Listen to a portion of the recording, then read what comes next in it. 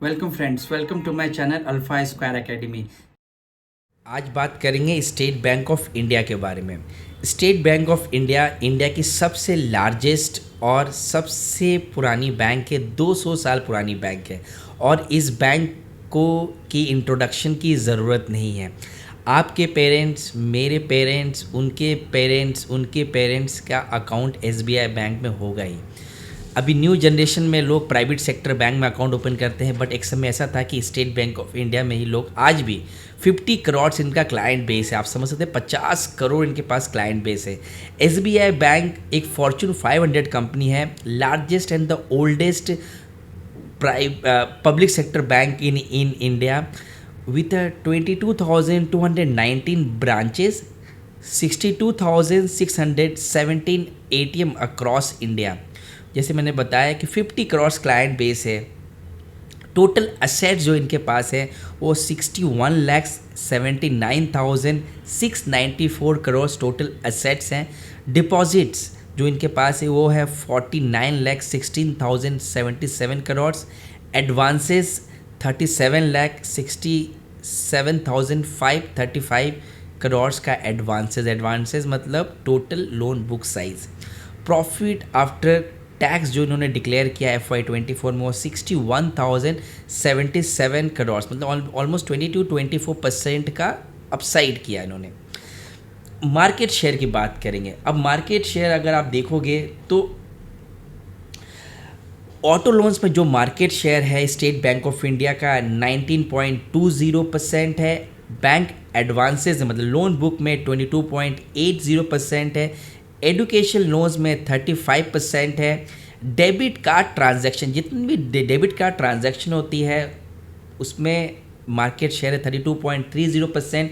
Bank deposit में 23.59% और auto insurance में 4.39% मार्केट शेयर है। लोन ब्रेकअप देखेंगे। अब देखिए किसी भी बैंक में सबसे इंपॉर्टेंट ये होता है कि loan should be more in granular. अभी ग्रैनुलर का मतलब क्या होता है कि लोन की प्रॉपर डाइवर्सिफिकेशन होनी चाहिए। किसी आपने क्या पूरा का पूरा लोन या फिर आपने 40-50% लोन एक ही सेक्टर में ला दिया है। आपने एग्रीकल्चर लोन दे दिया है 40-50% अपने टोटल लोन बुक साइज़ का, और एग्रीकल्चर में बारिश अच्छी नहीं हुई तो क्या होगा, वहाँ पर आपकी लोन डिफ़ॉल्ट होगी, आपका एनपीए बढ़ेगा। तो loan should be more granular होना चाहिए। जैसे हम लोग बोलते हैं पोर्टफोलियो में डाइवर्सिफिकेशन होना चाहिए। तो रोड एंड पोर्ट्स का जो लोन इन्होंने दिया है वो 3.5% है। Auto loan 3.5%, power 6.2%, agriculture loans 9.7%, services 13.5%, home loan में 22.9%। मोर सिक्योर माना जाता है क्योंकि ये एक कोलेट्रल होती है, मतलब आप लोन लेते हैं मॉर्गेज, आपका घर एक मॉर्गेज होता है। रिटेल लोन्स 15.5% और इंडस्ट्रियल अदर्स में 13.9% है। तो लोन बहुत ही ग्रैनुलर है और इन्होंने बहुत अच्छी तरह से लोन को डाइवर्सिफाई किया है। सेगमेंट वाइज रेवेन्यू ब्रेकअप देखेंगे तो रिटेल बैंकिंग से 35.3% कंट्रीब्यूशन है। कॉर्पोरेट होलसेल बैंकिंग से 22.6%, ट्रेजरी से 20.2%, यस, इंश्योरेंस से 17%, अदर से 4.9%। ऑपरेटिंग अगर आप ऑपरेटिंग प्रॉफिट ब्रेकअप देखोगे तो इंश्योरेंस बिजनेस से 3% है, ट्रेजरी से 15.1% है, कॉर्पोरेट होलसेल से 21.9%, रिटेल बैंकिंग से 52.1% है।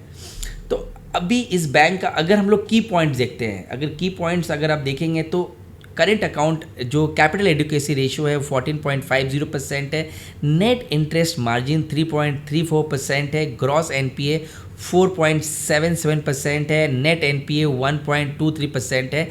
And thanks to the Indian government जिस हिसाब से इन्होंने पूरे बैंक को क्लीन किया है, तो पीएसयू बैंक की जो बैलेंस शीट क्लीन हुई है, बैलेंस शीट क्लीन होने की वजह से उनका एनपीए भी कम हुआ है। कासा रेशियो 45.15% है, जो एक बहुत अच्छा फिगर है। क्योंकि करंट अकाउंट में आप 0% इंटरेस्ट देते हैं अपने कस्टमर्स को, और सेविंग अकाउंट में 1-2% देते हैं। तो एक कासा रेशियो किसी भी बैंक का बहुत इंपॉर्टेंट होता है। बट कासा रेशियो देते समय आपको देखना पड़ेगा जो लायबिलिटी साइड है वो ज़्यादा इंक्रीज़ नहीं होनी चाहिए, क्योंकि कभी कभी बैंक क्या करती है कि ज़्यादा इंटरेस्ट देने के चक्कर में उनका जो लायबिलिटी वो बढ़ जाता है। तो अभी इस स्ट्रैटेजी क्या आपने देखिए, बैंक जो ट्रेड कर रहा है 1.6 प्राइस टू बुक पर ये बैंक ट्रेड कर रहा है। जो हाई देखेंगे तो 900 रुपये का हाई था, 720 रुपये में मिल रहा है। आपकी स्ट्रैटेजी क्या होनी चाहिए? देखिए अभी जो मार्केट सिनेरियो है बहुत ही ग्लोबल क्यूज़ है, मतलब ट्रम्प की नई नई एवरीडे नए न्यूज़ आ रहे हैं, उन्होंने नए मतलब बहुत तरह की चीज़ें एग्जीक्यूटिव रूल जो कर रहे हैं, जो ऑर्डर कर रहे हैं, उससे एक मार्केट में इम्पैक्ट पड़ रहा है। मार्केट में काफ़ी वोलेटिलिटी और एफआईएस की selling in the same time. GDP का डेटा अच्छा नहीं आया है, जो अपना अर्निंग्स है Q3 का, वो अर्निंग्स कोई कंपनी की अच्छी आ रही है, एफएमसीजी सेक्टर अच्छा नहीं कर रहा है, जोमेटो का रिजल्ट ये बता रहा है कि कंजम्पशन स्लो डाउन है। तो करना क्या चाहिए? करना ये चाहिए कि अगर आपके पास स्ट्रैटेजी होनी चाहिए, मेरी स्ट्रैटेजी है, आप अपने फाइनेंशियल एडवाइजर से कंसल्ट कीजिए, उसके बाद ही कोई इन्वेस्टमेंट डिसीजन लीजिए। ये कोई बाय एंड सेल का रिकमेंडेशन नहीं है, ये सिर्फ मेरा रिसर्च है जो मैं आपके साथ शेयर करता हूँ। तो आपका इसमें स्ट्रैटेजी क्या होना चाहिए? अगर आप 1 लाख रुपए डिप्लॉय करना चाहते हैं किसी भी स्टॉक्स में, देखिए ये सब स्टॉक आज की डेट में कोचिन शिपयार्ड, आप देखो एनटीपीसी, बहुत सारी कंपनियां हैं जो आज 40 to 50%, हुडको है, आरवीएनएल है, देखिए सारे स्टॉक बढ़ेंगे। मार्केट यहाँ पे नहीं रुकता है, market is all about probability. आज प्रोबेबिलिटी, अगर मार्केट का आप निफ्टी का प्राइस टू अर्निंग रेशियो आप देखोगे तो निफ्टी का प्राइस टू अर्निंग रेशियो अभी भी 21-22 पर है, ये 17 भी जाता है। जो एक्सेप्शनल चीप जो है, सबसे चीप वैल्यूएशन 16 से 17 है, यहाँ से मार्केट और करेक्ट हो सकता है। तो सेफ्टी ऑफ मार्जिन आप इम्पॉर्टेंट है। तो ये जब आपको स्टॉक आपके रेट पर मिल रहे हैं तो आपको क्या करना चाहिए? आपको लेना चाहिए, पोर्टफोलियो बनाना चाहिए। बट प्रॉब्लम ये होता है जब मार्केट गिरता है तो हमारे पास पैसे नहीं होते हैं। क्यों नहीं होते? क्योंकि हमारी मनी मैनेजमेंट जो है वो अच्छी तरह से नहीं होती है। आप अच्छी तरह से अपना मनी मैनेजमेंट कर नहीं पाते, सारा पैसा एक बार में लगा देते हैं। आपको वैल्यूएशन समझना पड़ेगा। Stock market is all about valuation. Probability है, अभी प्रोबेबिलिटी क्या बोलता है? मार्केट नीचे है तो प्रोबेबिलिटी क्या बोलते हैं? यहाँ से मार्केट ऊपर जाएगा। और जब बहुत ऊपर होता है तो प्रोबेबिलिटी क्या बोलती है कि मार्केट या तो बीच में जाएगा या तो नीचे जाएगा। या जब बीच में रहता है तो प्रोबेबिलिटी क्या बोलती है? Either it can go up or it can go down. तो market is all about probability and the valuation. तो निफ्टी का price to earning ratio still मैं बिलीव करता हूँ अभी भी थोड़ा और स्कोप है, यहाँ से मार्केट गिर सकता है। तो बाय ऑन डिप कीजिए। 1 लाख आपने अगर प्लान किया तो 25,000 आप लो। अगर आपने ले लिया और यहाँ से गिर गया, आपने पूरे 1 लाख रुपये लगा दिए, तो आप अपनी अपॉर्चुनिटी खुद मिस कर रहे हो अपनी गलती की वजह से। Stock market is all about your behavioural approach rather than investing approach. आप बिहेव, आपका टेम्परामेंट, आपका पूरा एक डिसिप्लिन कितने हो, आपका अपने प्रोसेस पे कितना बिलीव है, इससे आप पैसे कमाते हो। स्टॉक मार्केट में इंपॉर्टेंट ये नहीं है कि सबसे अच्छा से अच्छा स्टॉक आप ढूंढें। हम लोग पूरा टाइम एक अच्छे स्टॉक ढूंढने में लगाते हैं। अगर आपने कोई एक साधारण सा स्टॉक भी ढूंढ ले जिसकी फंडामेंटल अच्छी है, बिजनेस मॉडल अच्छा है ना, और अगर आप एक अच्छा टाइम के लिए स्टे इन्वेस्टेड रहते हैं तो आप एक अच्छा पैसा कमा सकते हैं। It is not about finding a good stock. Even if you find a stock which is not so good, not so bad, but if you stay invested for a good number of years with that particular stock where you have the full conviction, you can make good amount of money, you can create wealth. The problem is that we waste our entire time finding a good stocks. अच्छे stock में पूरा time invest करते हैं और जैसे stock गिरता है हम लोग निकल जाते हैं। ऊपर जाएगा तो आप नहीं खरीदेंगे, नीचे जाएगा मार्केट तो आप नहीं खरीदेंगे, तो आप कब खरीदेंगे?